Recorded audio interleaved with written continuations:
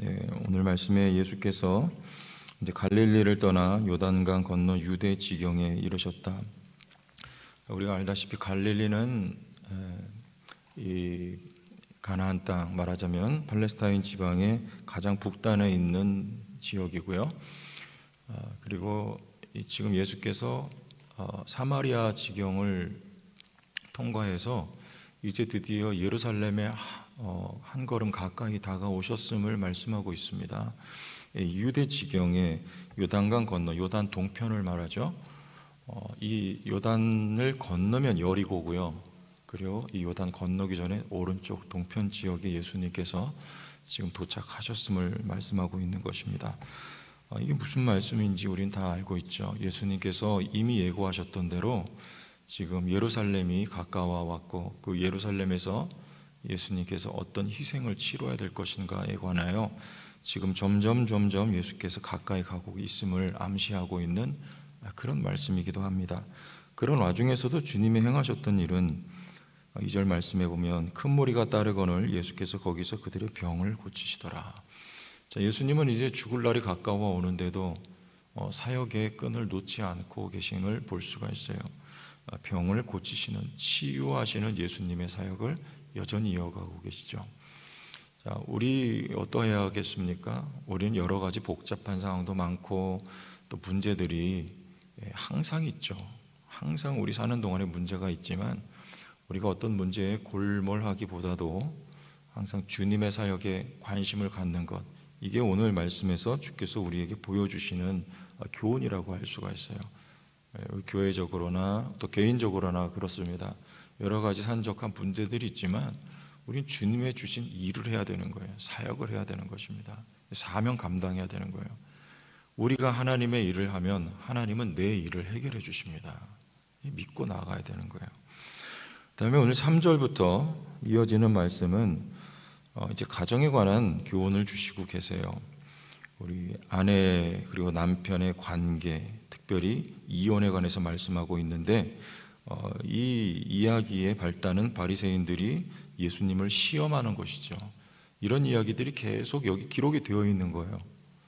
예수님과 유대 종교 지도자들과의 갈등을 이야기하고 있고, 그 갈등의 끝은 예수님께서 희생당하실 것을 말씀하고 있는 것이고, 또 제자된 우리들에게도 마찬가지의 삶이 펼쳐질 것을 말씀하고 있는 것입니다. 사도 바울이 예루살렘에 가서 어떻게 됩니까? 거기서 잡히죠. 누가는 의도적으로 그렇게 예수님의 발자취를 사도 바울이 따라가고 있다, 이것을 의도하고 기록을 하는 거예요. 그리고 그것이 제자들이 따라갈 길인 것을 메시지하고 있는 것이죠. 오늘 말씀도 그렇습니다. 어떤 시험인가? 이르되 사람이 3절입니다. 어떤 이유가 있으면 그 아내를 버리는 것이 옳으니까. 여기 이제 아내를 버린다, 이혼한다는 그런 의미죠. 그런데 예수께서는 절대 안 된다, 이런 입장이에요. 이혼하면 안 된다.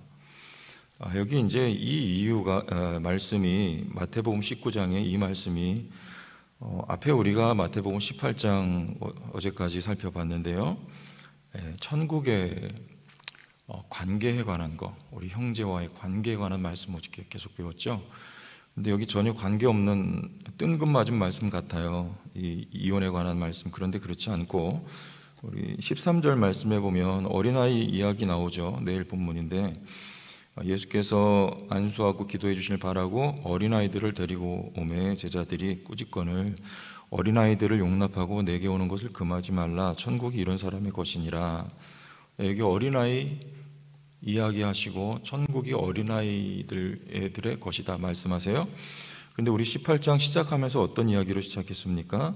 제자들이 예수께 나와 이르되 천국에서 누가 크니까? 예수께서 한 어린아이를 불러 그들 가운데 세우시고, 그래요? 어린아이 같지 못하면 결단코 못 들어간다. 자, 이게 누구와의 관계입니까? 하나님과 우리와의 관계죠. 관계 이야기하고 있어요. 우리가 하나님 앞에 어린아이처럼 무능한 존재가 되지 아니하면 천국에 들어갈 수 없다, 그런 얘기입니다. 우리는 절대적으로 하나님 앞에 그래요. 무능한 존재가 되어서 하나님만을 의지해야, 그래야 우리 천국에 들어가는 거예요. 여러분, 우리가 사울의 아들 가운데 무비보셋 아시죠? 이 무비보셋은 사울의 아들이 요나단의 아들이죠. 근데 사울 일가의 일족 중에 유일하게 목숨을 건진 사람이 무비보셋이에요. 이 무비보셋은 예루살렘의 다윗에게 자기 두 발로 걸어가지 않고, 왜요? 이 두 다리를 절어요. 불구자입니다. 그래서 하나님에 의하여 예루살렘에 옮겨져서 다윗의 상에서 함께 먹고 마신 사람이 무비보셋이에요. 천국에는요, 내 두 다리로 걸어가는 데가 아니에요. 천국은 하나님에 의하여 옮겨져 가는 게 바로 천국이에요. 나 힘이 없어요. 우리 무능해요. 절대적으로 하나님만을 의지하고 의존하는 어린아이 같은 사람이 천국에 간다. 그 말씀을 하나님과의 우리와의 뭡니까? 관계 이야기하고 있는 관계. 그리고 우리 수평적인 관계는요, 내가 하나님 앞에 작은 자로 구원받았으니 작은 소자를, 그도 하나님의 백성, 그도 하나님의 은혜로 구원받을 작은 소자를 소중하게 여겨라. 마태복음 18장에 그래서 용서하라, 때로는 그래서 징계하라, 권징하라, 그 말씀이 18장에 이어져 오고 있는 것이고, 여기 19장에도 관계 이야기하고 있는 거죠. 무슨 관계입니까? 부부 관계입니다. 부부 관계는 끊을 수 없는 관계, 이것이 하나님의 창조 섭리고 하나님의 의도하심이었다. 우리 창세기 2장 24절 말씀을 예수께서 인용을 하시는 거죠. 5절 보면 말씀하시기를 그러므로 사람이 그 부모를 떠나서 아내에게 합하여 그 둘이 한 몸이 될지니라 하신 것을 읽어보지 못하였느냐. 절대 나눠지면 안 된다. 근데 모세는 모순되는 말을 한 것 같아요. 모세는 모순되는 말을 한 것 같아요. 7절 보니까 여짜오되 그러면 어찌하여 모세는 이혼 증서를 주어서 버리라 하였나이까. 이게 신명기 24장 1절에 나오는 말씀이거든요. 모세는 이혼 증서를 써주라 그랬어요. 이혼하라는 것을 허락을 했습니다. 그런데 이거는 하나님의 원래 의도가 아니었다. 8절에 예수께서 이르시되 모세가 너희 마음의 완악함 때문에 아내 버림을 허락하였거니와 본래는 그렇지 아니하리라. 우리의 죄성에 모세는 양보했던 거죠. 그러나 하나님의 원래 의도는, 창조하신 하나님의 의도는 그게 아니었다는 거예요. 나눌 수 없다는 거예요. 그러면서 9절에 이런 말씀하세요. 내가 너희에게 말하노니 누구든지 음행한 이후 외에 아내를 버리고 다른 데 장가드는 자는 간음함이니라. 이런 말씀하십니다. 간음한 경우는 이혼할 수 있다. 그런데 사실 이것도 그렇지 않습니다. 제가 아는 어떤 목사님인데요, 이분 이혼하셨어요. 이혼은 뭐냐면 먼저 전처가 이제 외도를 한 거죠. 아이가 둘이 있는데 다른 남자와 이렇게 외도를 하게 되고, 그리고 가정을 새로 차렸어요. 참 불행한 케이스죠. 어쩔 수 없이 이혼을 했어요. 그러면서 이분은 항상 그래요. 내가 이혼한 거는 성경적으로 합당하다. 여기 봐라, 말씀에 이혼하면은 버려도 된다 그랬지 않느냐. 그런데 사실은 어제 말씀에 비춰보면 그것도 사실은 합당하지는 않습니다. 우리 용서하란 말씀 있잖아요. 이혼 간음했으니까 내가 너 잘라버린다, 이런 입장이 아니라 할 수 있는 데까지 용서하는 것, 이게 하나님의 마음입니다. 나눠지면 안 되는 거예요. 자, 이런 말씀을 하고 있는데 이게 사실은 바울이 우리 잘 알고 있듯이 에베소서 말씀에 가면 이 말씀을 또 바울이 인용을 합니다. 에베소서 5장에 30절 우리는 그 몸의 지체임이라. 31절에 그러므로 사람이 부모를 떠나 그의 아내와 합하여 그 둘이 한 육체가 될지니. 여기 아내와 남편의 관계에 관해서 말씀하고 있어요. 이 에베소서는 교회론 말하죠. 근데 교회는 뭡니까? 한마디로 정의하면 교회는 관계입니다. 그래서 성령이 하나 되게 하신 것을 너희가 힘써 지켜라. 그리고 실천편에서도 계속 관계 말씀하는 거죠. 아내와 남편의 관계, 자녀와 부모의 관계, 종과 상전의 관계, 그리고 마귀를 대적하는 싸움에 관해서 6장에 말씀을 하고 있는 거예요. 여러분, 그러면 마귀는 어떤 일을 할까요? 관계를 맺어주는 건 성령이 하시는 거고요. 관계를 끊어놓는 건 마귀가 하는 것이죠. 그래서 너희가 그 마귀를 대적하기 위하여 뭐 입으라?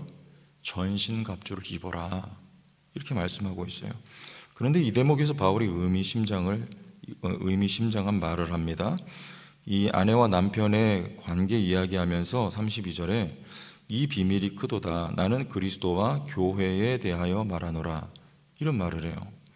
지금 여기 아내들은 남편에게 복종하고 남편들은 아내를 사랑하라고 말씀하시면서 이 관계를 말하는 사실은 의도는 뭐냐면 나는 그리스도와 교회에 대하여 말하노라, 이런 말씀을 하고 있어요.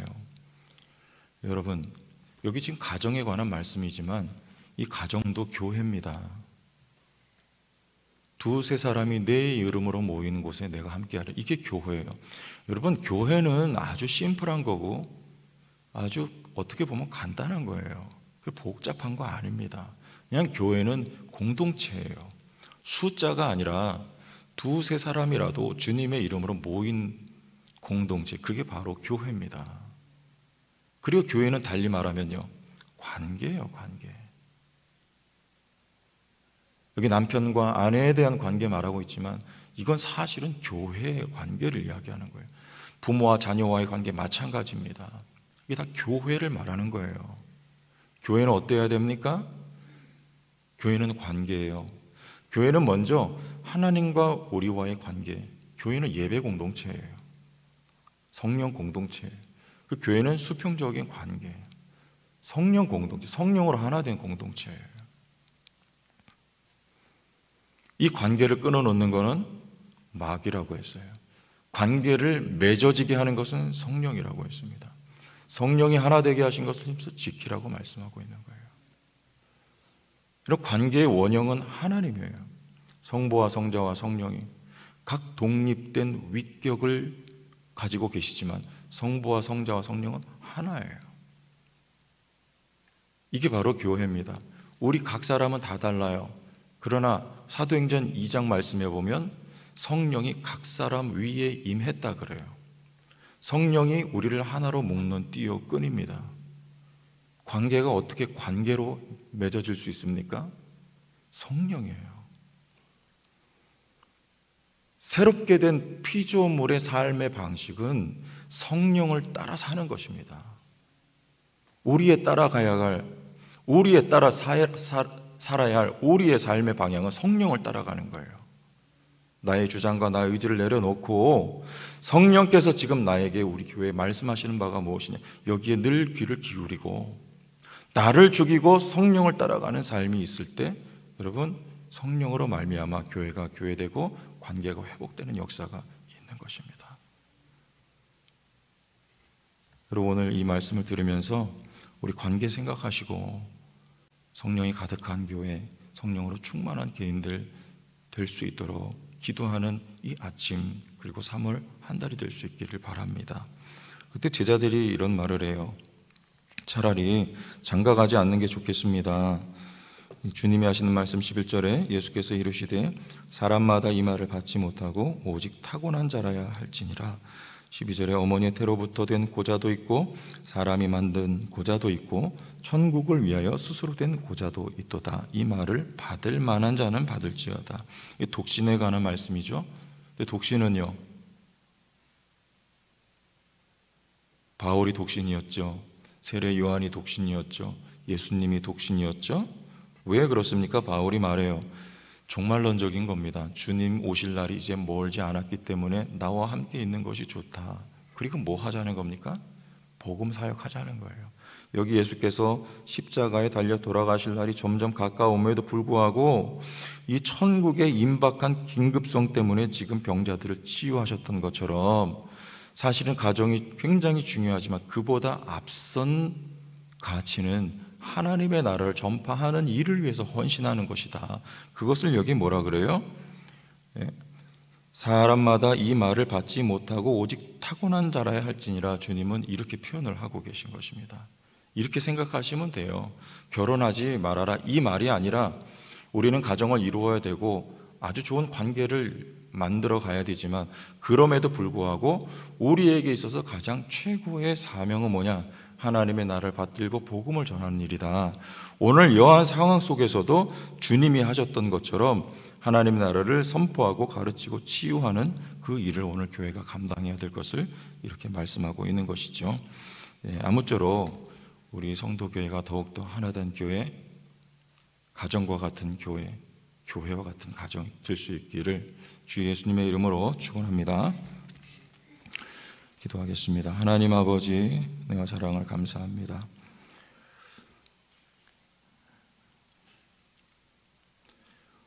주님이 우리에게 교훈하심을 저희들이 듣고 하나님 우리의 삶에 그것이 이루어지는 은혜가 있게 하여 주옵소서.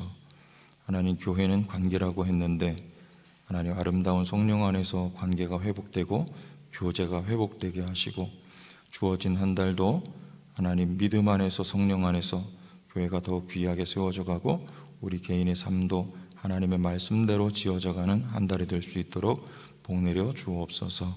예수님 이름으로 기도합니다. 아멘.